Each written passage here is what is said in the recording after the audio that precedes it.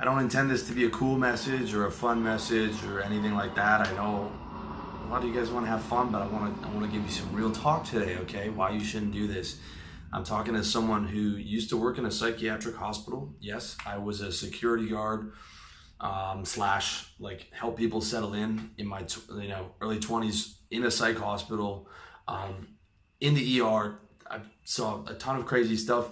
I also saw a ton of kids who came in off of bad trips from mushrooms or marijuana.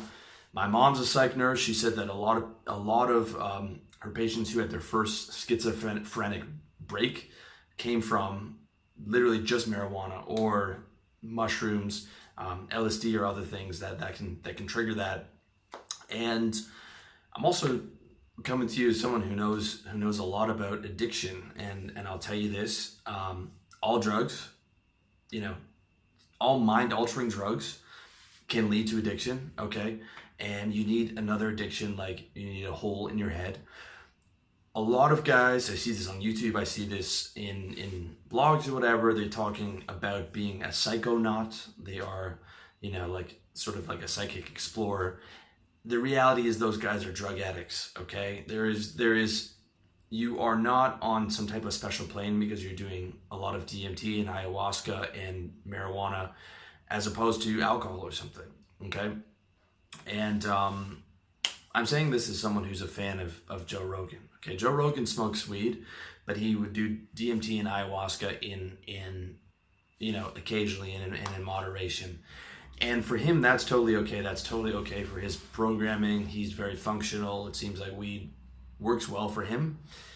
But on average, I would tell guys to avoid that stuff and avoid the guys who are talking about acid all the time and DMT and microdosing and consistently doing this stuff and calling themselves psychonauts. They are drug addicts, okay? These guys are drug addicts.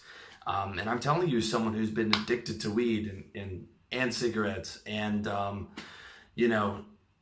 and I love Phenibut and I love mind-altering stuff, okay? But I know I know what it is, okay? And I would never be able to convince myself, well, I'm just doing mushrooms every day because I'm a psychonaut. No, it's because I would be a drug addict if I'm doing that. Any type of consciousness altering stuff is the same in terms of addiction. That's something you really need to understand.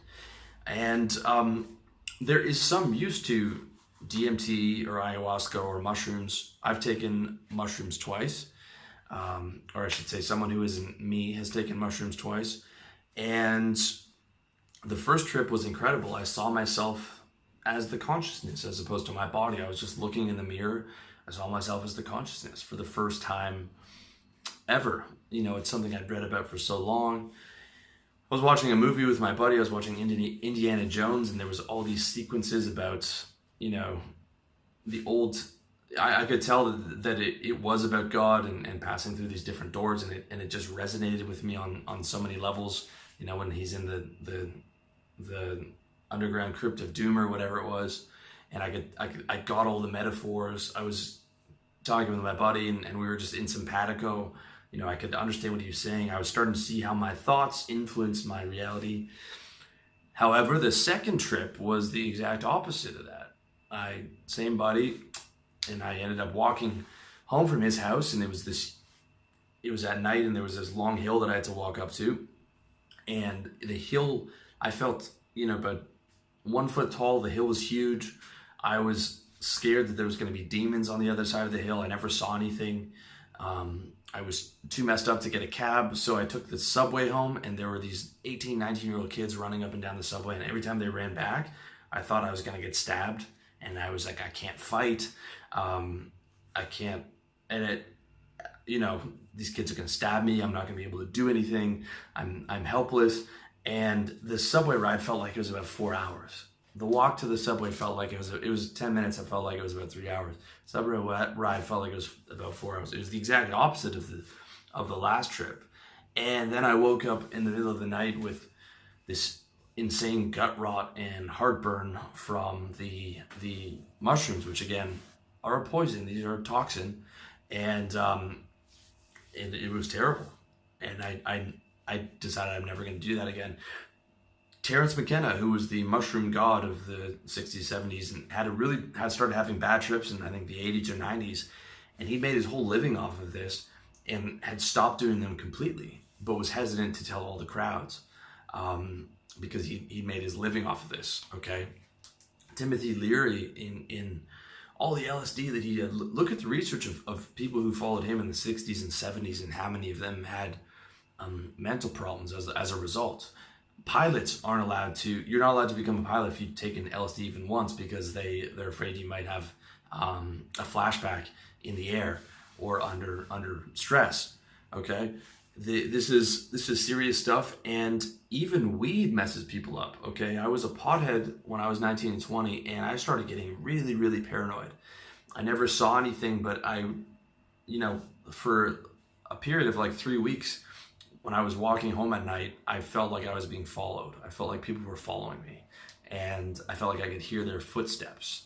And I realized that this was really not good, and I had to stop smoking weed. Even to this day, if I were to smoke weed, which I don't do, I would get paranoid probably because of the amount that I smoked, and it just, I don't know, rewired something in my brain, but I wouldn't enjoy it at all. The same thing for my friends too.